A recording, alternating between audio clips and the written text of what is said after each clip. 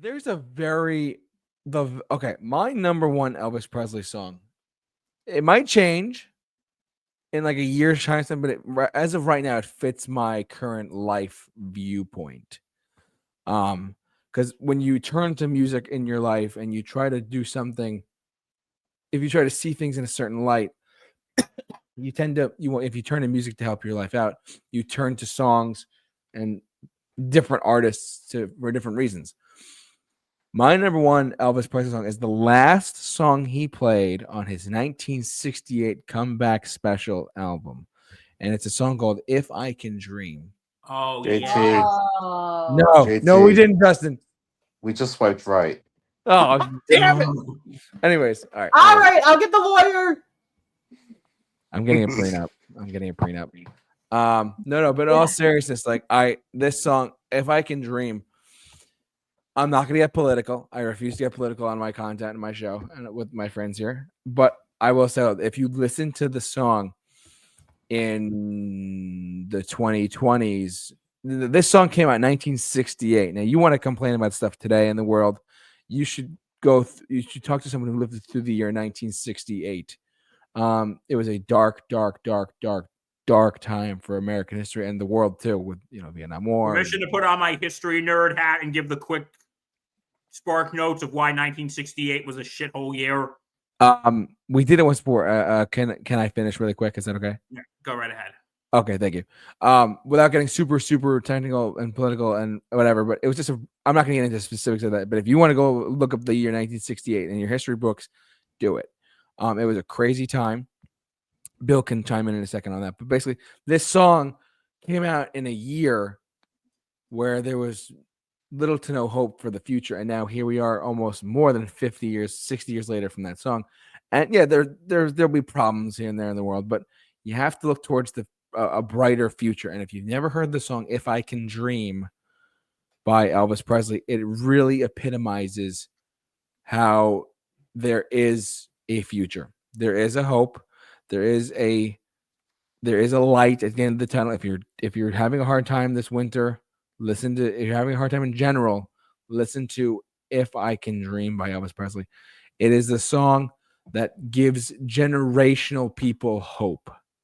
When they feel like they're hopeless, this is hope. I'm here to tell you that there is hope for you by listening to this song. It might sound cheesy, it might sound corny, but if you really break it down, Elvis delivers on a multitude of levels, emotionally, spiritually, heartfelt feelings are all in this one song. So my number one Elvis Presley song is "If I Can Dream" from the 68 comeback special.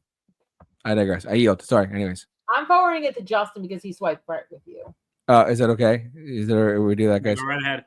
All right, Justin, go ahead. Yeah, since Justin and I swiped that as our number one. Yeah. This is such an amazing song.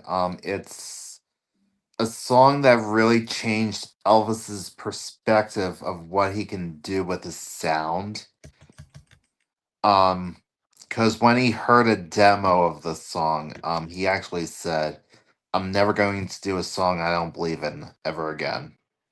I'm never going to do a film I don't believe in ever again." Like, the production value on this is something we hadn't heard from Elvis at the time. Now you can attribute that to a new songwriter, someone he hasn't really worked with before. And it's just,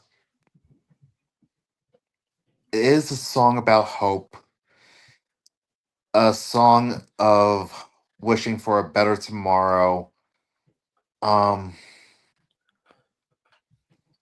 And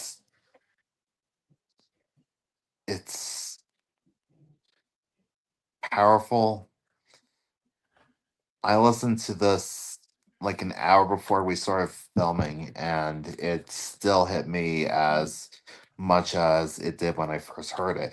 And I first heard it in the Elvis movie.